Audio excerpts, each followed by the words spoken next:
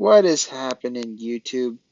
It's a Saturday, and the Los Angeles Clippers played at 1 p.m., 1 hour after, your typical lunchtime.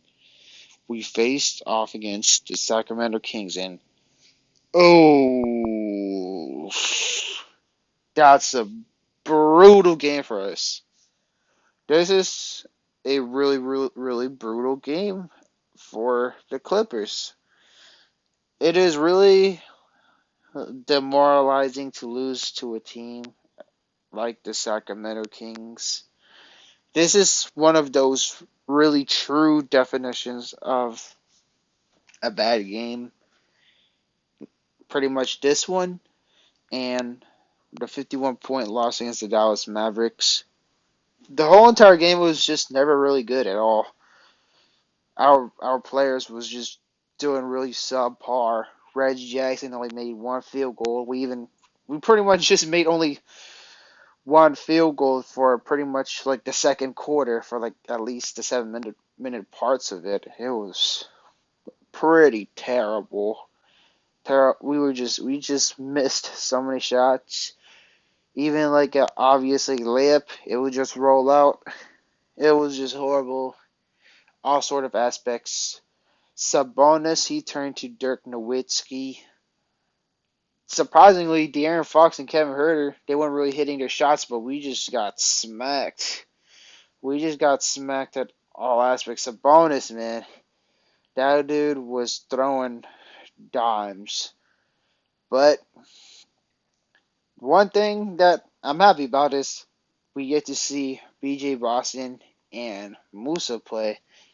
I know a lot of Clippers fans on Twitter, they're losing it that Kawhi and Paul George are not playing, which is, I understand to a certain extent, but I swear, to anybody who has not have Twitter yet, I'm going to just give you a little heads up. Twitter is a really wild place, and honestly, Clipper Twitter compared to Clipper YouTube, more of their fans on Twitter, they're just, I don't know, a lot of them, I would say, unfortunately, like 55% of them, they behave like spoiled brats. They're basically just bashing the shit out of Kawhi and Paul George. They're giving them like the Spurs treatment to Kawhi Leonard. So, and I don't know, like for me, obviously, do not. It's not worth the risk to just push Kawhi and Paul George to literally have even a worse injury because you don't want to be a Tom Thibodeau. You do not want to just force it. If they ain't healthy, they ain't healthy. Don't just. It's still a lot of time. Pretty much, it's still like within like the first month, I want to say. So, but at the same time, like people, they forget that about all the good things that the Clippers did this season. They just when we always have a lose, they just go crazy. They just lose their head and everything. They just talk about how everything is over or how the Clippers are not going to win a championship or how they act like certified negative Nancy's. I don't mind. I like being objective and being like critical of your team and everything, but come on, let's not just freaking just bash our player. Let's not just say, "Oh, it's over." Blah blah blah blah. Don't jump off the ship. Which shout out to everybody watching this video. I know every single one of you know way better than to do that. But anyways, let's get player by player. So let's start with the Kings because they just murdered us. All right, Domantas Sabonis, 24 points, 6 dime. He was just diming that shit like nothing, like father, like son. Man, imagine if Arvydas Sabonis was, if he pretty much played during his prime in NBA. Like I'm talking about the 20, like a 19-year-old Arvydas Sabonis playing throughout his whole entire NBA for like in his 20s and then his 30s, just like how normal people do. But he just came to the NBA when he was in his 30s, and he freaking dominated the shit out of other people. He got 5 rebounds, which is like lower than other bigs, but he made it up with 6 assists, and he was just knocking threes like nothing. He was just like 24 points plus 32. Man, he was the point guard. Harrison Barnes, 10 points. He still has the juice in him. Solid player, solid rebounder, 5 rebounds, 2 assists, 1 steal, and he's a decent, solid defender. Keegan Murray, Keegan Murray has been balling out for the Kings. I'm not gonna lie, but at the same time, Keegan Murray may have a really nice start, but we gotta remember that he's a really old prospect. He has a younger brother named Chris Murray who's balling in. I forgot what college he did the Murray twins go, but pretty much Keegan is a pretty solid player. He gives off a lot of Tobias Harris vibes, but he has better defense. So he definitely could be something in the future. Could he be a star? I do not know. There's a big possibility that he could be a star, or pretty much like the realistic how if I had to be objective how good I think Keegan Murray could be. He don't have to be a star in my opinion. I think he's like a really good glue guy. He's like that perfect small forward or stretch four and everything. If you just want a three, you kick it out to Keegan Murray, and he got 7 rebounds. He had a game. He had a really good game because he's been struggling lately actually. So, but this game, of course, he just went off against us. De'Aaron Fox, he's been on a slump lately. He has not hit 20 points in his last 3 games. And he even dropped single digits in one of them. But he didn't need to do that. It was just a way how to get it out of his system. 4 assists, 6 boards. And what do you think should the Kings had done if you had to pick Halliburton or De'Aaron Fox? Would you rather have traded De'Aaron Fox or would you rather have traded? Well, basically, what actually happened is Tyrese Halliburton. If y'all were the GM, who would y'all had rather done? That's a really fun question. Obviously, people saying Indiana just won by a milestone. I don't blame them, but I think it was a fair trade because you got a Walmart Jokic and Sabonis, so it's not a bad option. But obviously, has a higher floor than De'Aaron Fox because Halliburton is a lot bigger. He's taller. He plays better defense probably, and I would say he could kind of shoot the ball better. Well, actually, he could shoot the ball better. And of course, his assists are way higher. Although, surprisingly, he only got 1 assist, which is yesterday. Last night basketball was really weird. It was like pretty much an opposite day for the NBA. Kyle Kuzma barely got any rebounds. Siakam, he was slow on rebounds as well too. And you got the Lakers beating the Milwaukee Bucks, that's a huge shocker since the Lakers are pretty much it. I don't really need to say it, but the Bucks just took the loss. But again, we'll see what happens within weeks. And then let's get to the bench. Trey Lyle, didn't do much. Chemeze Metu, he just got some putbacks and everything. And so 8 rebounds, 2 assists, and 2 blocks. And KZ Okpala, he did okay, 2 for 6. I think he's from my hometown, Anaheim, so that's pretty cool. Well, not literally. I'm not literally from Anaheim, but really near Anaheim. But Alex Len didn't do much garbage time. Rashawn Holmes, nothing. Rashawn Holmes. Damn, I'm actually surprised he didn't get much minutes. Usually, I would always see him getting a good amount of minutes, and people say he's a bright piece, but I guess not. Davion Mitchell was another dude who was just getting baskets and all that. And same with Malik Monk, Terrence Davis. But yeah, this Kings team, obviously, they're not a joke, but they just crushed us like this, though. Like, man, at least could have been a close game and something like that, because the Kings, they're kind of weird because they kind of somewhat have our number, because the Kings, we could easily be caught lacking against them, and we just lose against them. Kind of like the Pelicans. But I believe we're definitely going to win tomorrow because the Hornets, we do have the Hornets number, but let's go. Whew, this is going to be the good part. Well, at least if you're a Clippers fan. Marcus Morris. Jeez, 2 for 11, 2 threes, and he pretty much kind of went to his old form. His old 2021 Marcus Morris, 3 rebounds. Not good, man. 2 for 11. Sheesh. Morris also is on a slump too. I'm not gonna lie to you. Last game he shot something similar like that.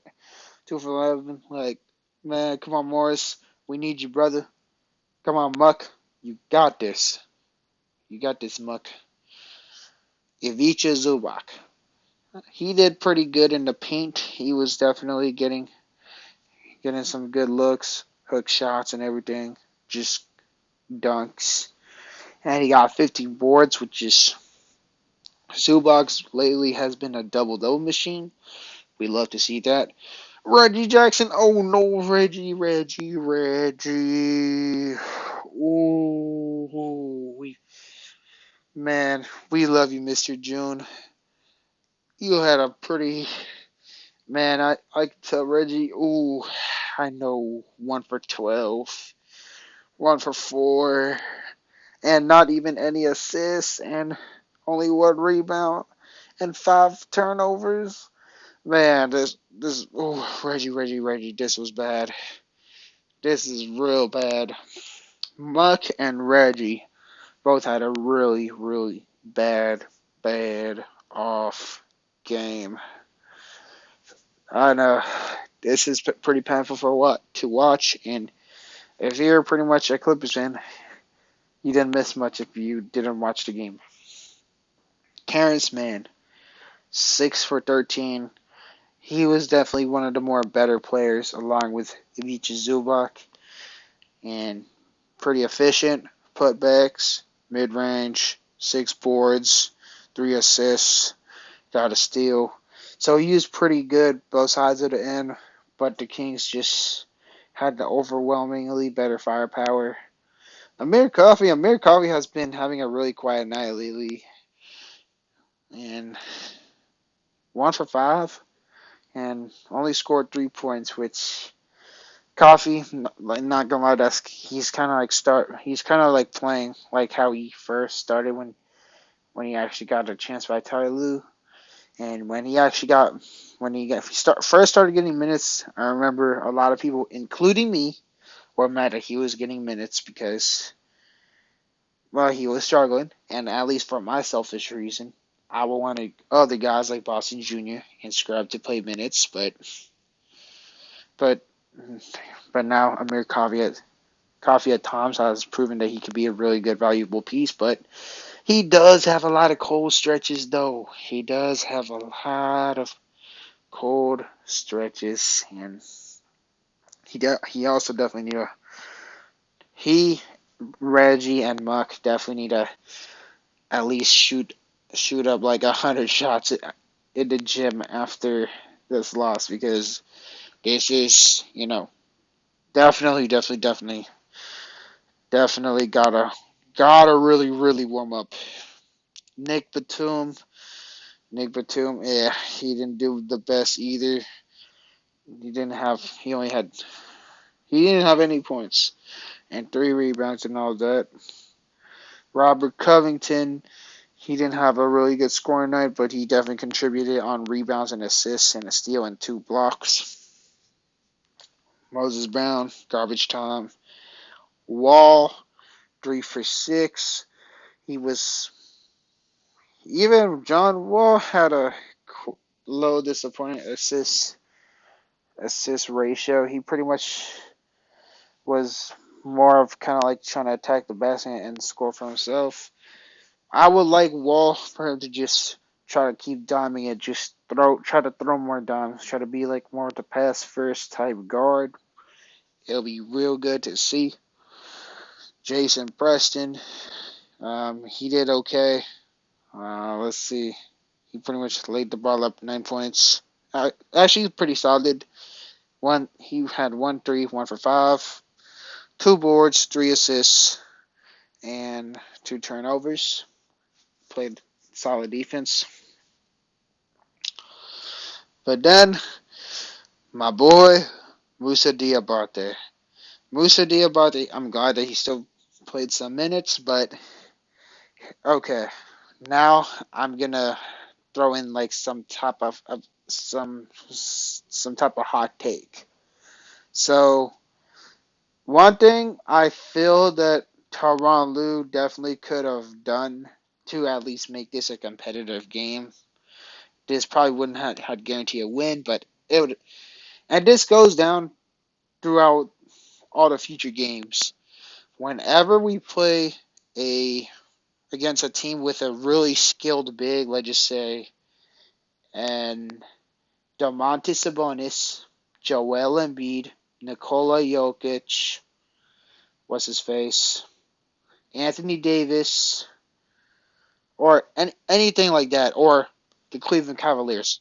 Basically, any team with a really skilled like big who's like a unicorn who can shoot threes and who's just really skilled. I would honestly try to match Diabate's minute with the really skilled big. For example, Sabonis. I would have just tried to like have Diabate just straight up just try to guard up Sabonis. Pretty much. And I would use Diabate as kind of like the power forward, and I would just have Zubac just stand around the paint, kind of play zone and all that. So that way he could protect the rim. While Diabate with size, he could harass a really skilled big like Sabonis. I feel like had Musa Diabate got something like 30 minutes a game and he just pretty much matched Sabonis minutes, I felt like his points would have definitely been reduced by, I would say, 40%. Instead, he would have just had 18 points, and it would cause Sabonis to make a rational decision if Musa Diabate had guarded Sabonis like throughout the whole entire game. Just pretty much just hound Sabonis. That's just my take. And for example, like the lineup would have been like I would have had like probably let's say Zubac at center and pretty much it could be either I guess I would maybe slid Coffee to the bench, replace that with Musa, or I guess like the old fashioned is I guess like let's just say if Batum and Morris was still in the starting lineups, I would have either subbed either Batum or Morris out, and I would have put Diabate instead to boost up the defense. Our offense would probably not been like it would have definitely declined because Diabate he's not the type who shoots threes and everything. He's just more of a big, but our defense would definitely improve. So pretty much what I'm saying is my ideal starting five is like let's just assume everyone is healthy. Everybody's healthy. So either Reggie or Wall doesn't really matter too much with me because both of them have rough nights. So it would have been let's just say Wall, Paul George, Kawhi, and then just some nights if we're not playing any skilled bigs, let's just say, oh, we're playing the Hornets, I would be okay with starting Muck. But if we're playing a team like the Nuggets, the Cavs, the Lakers, and the Sixers, or any really skilled big, I would definitely consider putting Musa at the power forward position. And then once the really skilled big gets on the bench, then you could just do whatever. Just put your little small ball like maybe Batum or Rocco to guard the lesser skilled big. Let's just say Chemezi Metu, because Metu, he doesn't really do too much. So it'd be okay if Rocco or Batum guarded him. And then, of course, Zubac would just be a more better rim protector instead of having to drag Zubac outside the paint, and he would get taken advantage in the pick and roll. But that's how I would just consider doing that. Let me know what you think about the plan. Do you like my idea, or you disagree with trying to match Diabate's minute with a really skilled big? Because honestly, Diabate is the perfect antidote against a guy like Anthony Davis. But now, let's talk about Brandon Boston Jr. Brandon Boston Jr., he was also more of the brightest spot as well, too. He shot pretty efficient, 6 for 13, 4 for 3, 3 rebounds, 1 steal, 2 assists. He's just showing that he's a really good feature piece throughout the post 213 era. And again, remember when I told y'all the Clipper Twitter there? They're just, let's just say a lot of them are spoiled brats. They even slandered Brandon Boston Jr. as well today, which is, man, like pretty much okay. When Brandon Boston Jr. just started getting minutes, his first 3 shots was just pretty shaky. Just couldn't really make shots and all that. People were already just talking about how they were kind of mocking the people who do not want to trade Brandon Boston Jr. And man, I still stand by the claim. Brandon Boston Jr. should be refrained from being used in any trade talks, and I stand by it because that man is just that man's upside is just it's just through the it's just through the galaxy. And another thing I want to comment about how the Clippers are using Brandon Boston Jr. is I feel like they're also not utilizing him properly. I feel like sometimes he's not getting as much of the ball as I would like him to get. I know like 13 shots, it looks a lot in terms of the stats, but I would want Brandon Boston Jr. to get at least like 18 field goal attempts. I know, yes, I'm a Brandon Boston Jr. fan, but and you can call me biased all you want. I couldn't care too much, but I want because he's more of the type of guy who would definitely need the ball a lot to definitely spark up a massive energy for the Los Angeles Clippers. And I'm starting to understand why people compare him to Jordan Clarkson because Clarkson he needs to fire that because Clarkson is the type who needs the ball in his hand and he will always fire up 20 shots a game. I would love to see Boston do something like that, but man, in my opinion, Boston just shows a lot of really great potential as well, and I know people compared to there's like so many various comparisons of Brandon Boston Jr. Some people compare him to people. Sometimes one dude even when it's hard to compare him as like a Kawhi or Kobe type, but I would say like the most like safest comparison for BJ Boston is pretty much a Tracy McGrady because they're both like the same size, 6'6", 6'7", and they both have really good handles and both are crafty. Or also Paul George because for the same reason.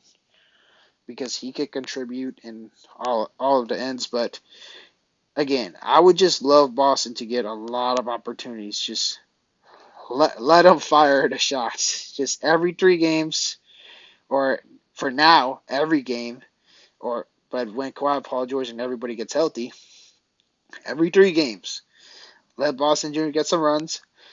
Let him fire the ball. Let him fire the ball. Let him shoot 20 shots. I'll guarantee it'll be an easy 27 points. But anyways, what do you think about this loss against the Sacramento Kings? Obviously, it's pretty painful to watch, but I'm pretty confident we're definitely gonna win Monday. Should be an easy win for us. It's the Hornets. We do always beat the Charlotte Hornets though, so gotta consider that. But anyways, please leave a comment down below, and I'll definitely get with you on the comment sections. As y'all know, peace.